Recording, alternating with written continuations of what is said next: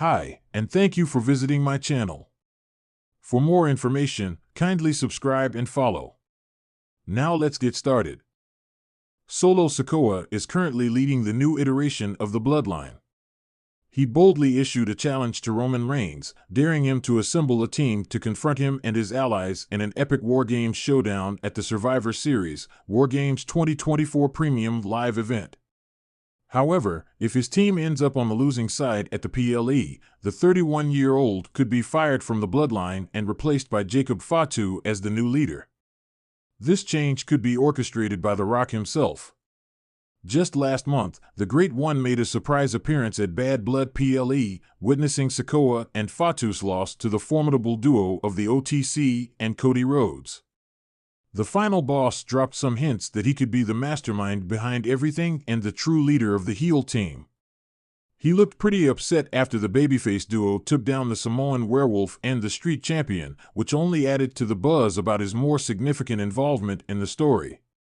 The 52-year-old might have given Solo Sikoa a chance to redeem himself at Crown Jewel, where the latter pinned Roman Reigns, suggesting that The Rock might be giving him one last opportunity to prove himself. The November 30th PLE could be the final chance for the self-proclaimed tribal chief to prove his worth. Should Sikoa falter once more, the consequences could be severe. Not only would he lose his spot in the Bloodline, but Jacob Fatu, who has been a rising force within the faction, could take over as its new leader. It remains to be seen if this scenario comes to fruition, as at this time, it's just speculation. Let's wait and watch. Jacob Fatu could attack Solo Sikoa after the match if the Bloodline ends up on the losing side and Solo Sikoa gets pinned. Jacob Fatu might just turn on his leader after the match, boot him from the group, and take charge until the final boss returns to claim his spot.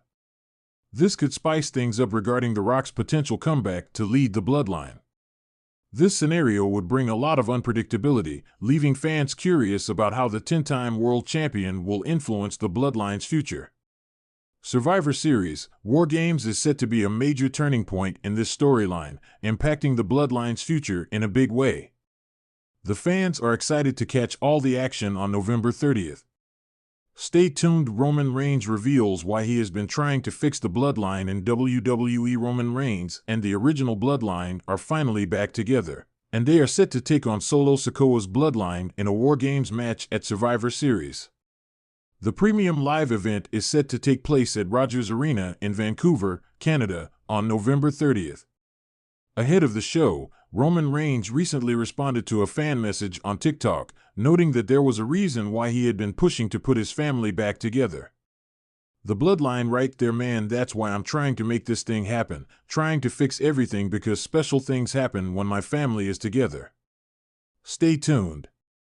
It's unclear if this is a tease for another family member to make his return, since Paul Heyman has been very obviously absent over the past few weeks while the rest of the OG Bloodline members reunite.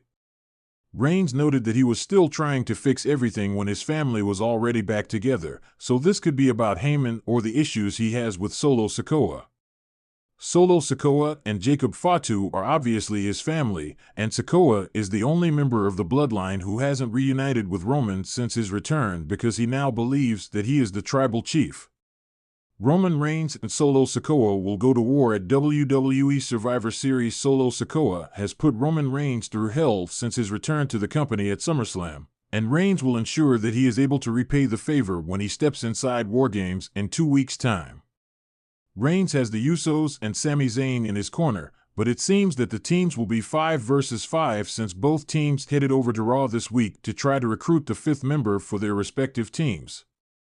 Interestingly, both teams have approached Seth Rollins on Raw, who has a lot of history with Roman Reigns and the Bloodline. However, Rollins has rejected both offers. It will be interesting to see which stars make up the final team members when the main roster's final premium live event of the year takes place on November 30th. In the thick of WWE Survivor Series season, the tension between Roman Reigns and Solo Sikoa had reached a boiling point.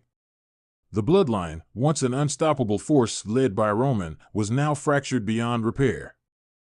Solo, the quiet enforcer who had loyally stood by Roman for months, was ready to break away and make a name for himself. The seeds of rebellion had been planted slowly, with Solo watching his cousins, the Usos, suffer under Roman's harsh rule and seeing the power struggles tearing apart their once unified family. Leading up to Survivor Series, Roman sensed the shift in Solo's demeanor. For months, he had relied on Solo's loyalty, treating him as both family and a weapon. But Solo was no longer content in the background, he wanted to lead. This desire had sparked dangerous, quiet confrontations between them. Roman, the proud tribal chief, could not allow dissent within his ranks.